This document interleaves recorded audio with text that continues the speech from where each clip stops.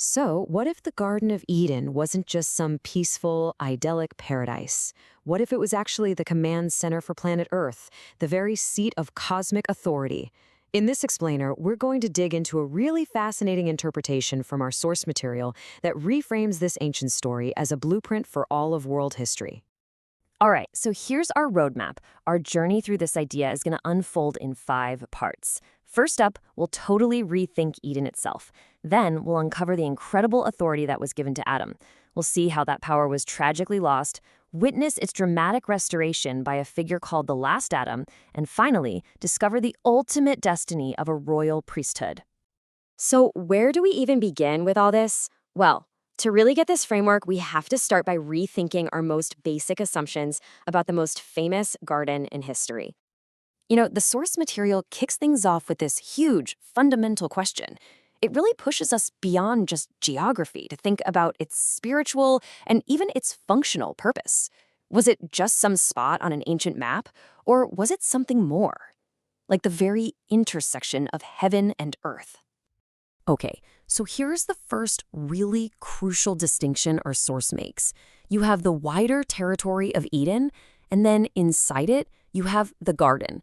And the garden isn't just a park, it's the epicenter.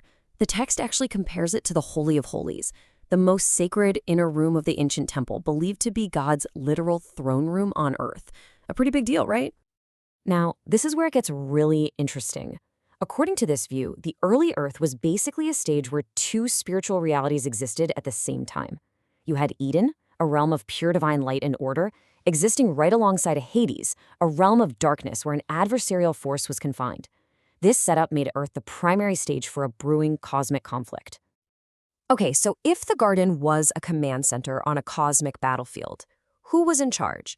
Well, that brings us to humanity's original role and this incredible concept of Adam's delegated authority.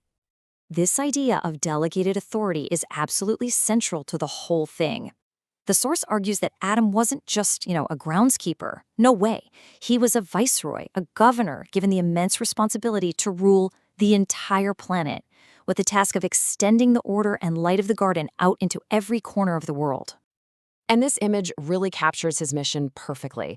It was twofold: to rule and to protect. His job was to operate from that command center, upholding God's commandments, which you could almost think of as the source code for reality, and in doing that, maintain cosmic order and safeguard the world from the encroaching influence of darkness. But, as we all know, something went horribly, horribly wrong. This next section dives into that pivotal moment when the authority was lost and the profound impact it had on the very nature of our world. You can see it right here, the tragic transfer of power.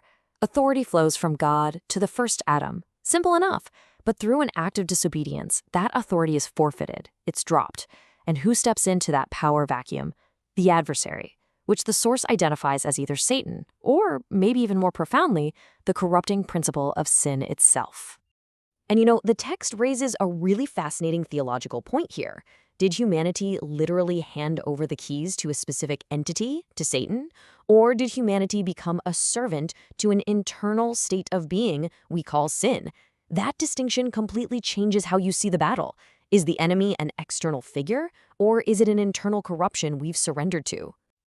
To really grasp what was lost, the source points to verses like this one from Isaiah. I mean, just picture it. A world under its intended divine governance. A world of peace, of harmony, with no violence. That was the reality Adam was meant to uphold and expand. And the contrast, wow, it couldn't be more stark. Once that authority was lost, the world's entire operating system fundamentally changed. It went from divine order to what the source calls yuck, yuck, gangsik. It's a Korean idiom that basically means the weak are meat for the strong. In short, the law of the jungle. The world of conflict and survival of the fittest that we see today is, in this view, the direct result of that one moment. But here's the thing, the story doesn't end in tragedy, not even close. The entire narrative, according to this interpretation, is about reclamation. So let's look at the solution presented in the text, the mission to restore what was lost. Yeah, the whole framework really hinges on this powerful parallel. The first Adam lost humanity's authority. So a last Adam, identified as Christ, enters the story to succeed where the first one failed. His mission is to solve the problem of sin and, in doing so, legally reclaim the authority over the world. And this is so vital to understand. This isn't just some abstract cosmic event. The actions of the last Adam create a direct pathway for humanity, a template to break free from the bondage of sin and step back into our original intended purpose. So this all leads us to the final act of this cosmic blueprint. We've seen authority lost, and then we've seen it reclaimed. So what happens next? The story now turns to the ultimate restoration of humanity's role in the world. Well, here's the endgame, according to the source. Those who align with the last Adam are freed from sin's rule and are granted that original, delegated authority once again. They become what the text calls a royal priesthood, destined to co-govern the world from a new cosmic capital, the New Jerusalem, which functions as the restored Garden of Eden.